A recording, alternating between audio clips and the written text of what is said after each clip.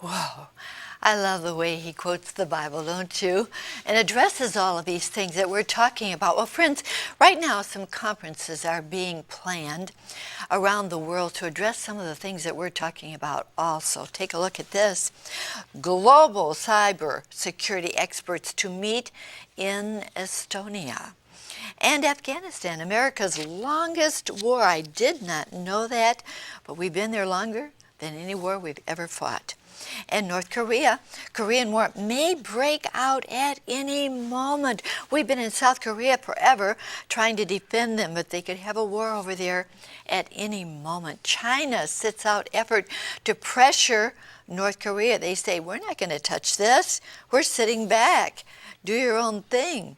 Israel's war is our war too. Now this is Cal Thomas and Bob Beckel, and they discuss it, saying that we should be concerned because the war we are in is not just over there, but over here, and in fact, everywhere. Israel's war is our war too. And Russia moves ahead on Iranian arms contract. And the hints of Syrian nuclear deal with Russia unsettle the United States. And we all know that Syria and Israel are very much at odds one with the other. And this concerns us that Russia may have a deal with Syria. Did you notice the wars are everywhere? Could they expand? Could they become much more serious? What do you think, Jack? Could it happen? You're going to be shocked at how meticulous God's prophecies are. Why? He's God. He knows everything about everything. The Bible teaches that there are going to be horrendous wars. Daniel 9:26 says, and this is the literal Hebrew, wars and desolations are determined until the time of the end.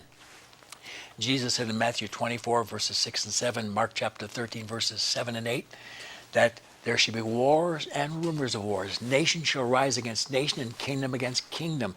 And the literal Greek there is ethnic group against ethnic group. Now you know what's going on in Iraq and Afghanistan. These are tribal leaders, one ethnic group against another, killing one another in the name of their own God.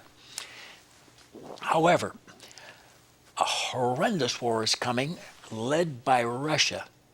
In Ezekiel 38 and 39, 38 verses 1, 2, mention Gog, Magog, Meshech, Tubal, and Rosh, all cities in Russia today who battle the war of the latter years and the latter days, verses 8 and 16.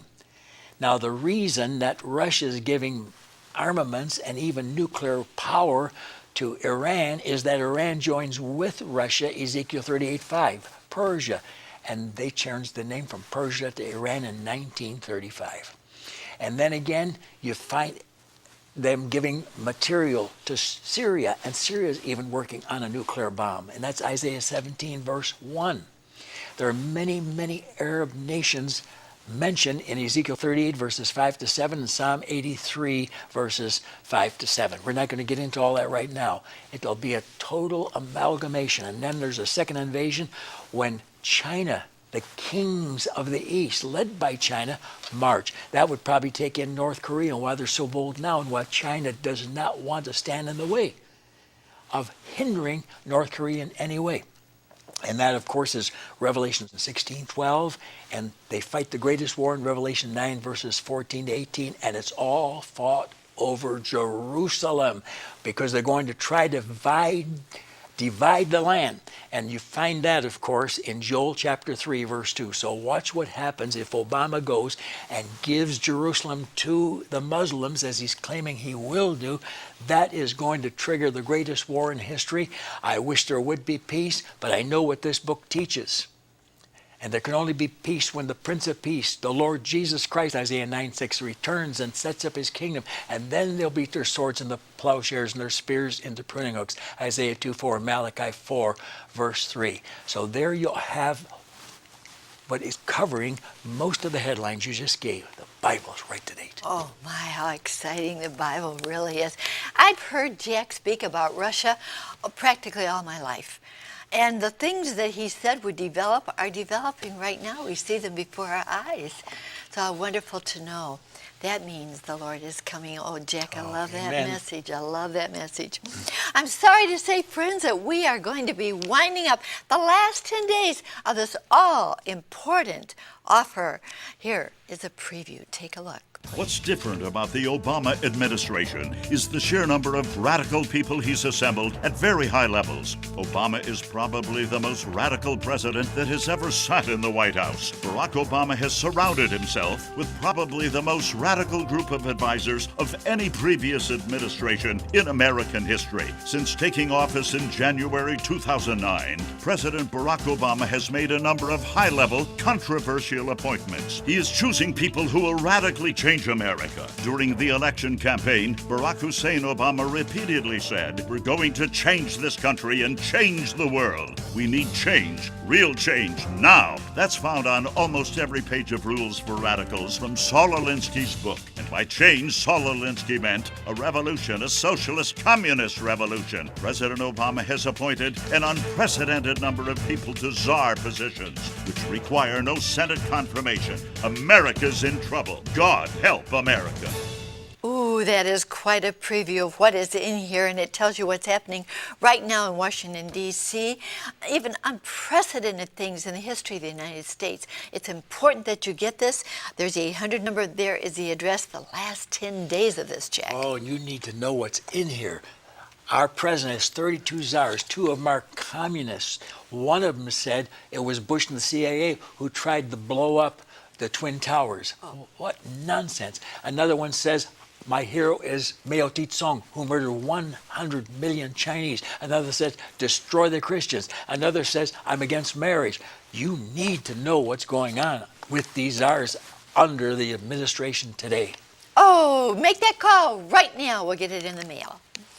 Friends, I just want to say that our time goes so quickly. I wish that we could have an hour with you, but we do have the moments that we have together right now, and it is important that we give you what we feel is the most important headlines around the globe. And our president has been in for 1 year. Now, one of the many questions that people are asking about our president, what does Obama want? Now, you've seen this on the screen over and over. Kissinger says, Obama primed to create New World Order. Is that what he wants? Again, in New Kissinger, the world must forge a new order or retreat to chaos. Well, this is the Wall Street Journal. The alien in the White House, the distance between the president and the people, is beginning to be revealed. Very important. Time Magazine, the broken states of America. And there you see it. Bankrupt, more taxes, fewer services. And the Wall Street Journal, again, the bad news about Obamacare keeps piling up. And here is many demonstrators in front of the White House. Obama, this is your crude awakening. They are talking about what happened in the Gulf and the president's animosities. Since when was the American idea versus us versus them? That's the American idea? No. Who's the enemy in the war on terror? Now, this was by Lieberman. Very good article. But this next one, Jack, perhaps you'd like to read it for us. It's amazing. Muslim terrorists have attacked and murdered thousands of people and bombed and destroyed buildings, planes, and vehicles. Their terrorism has literally covered the globe.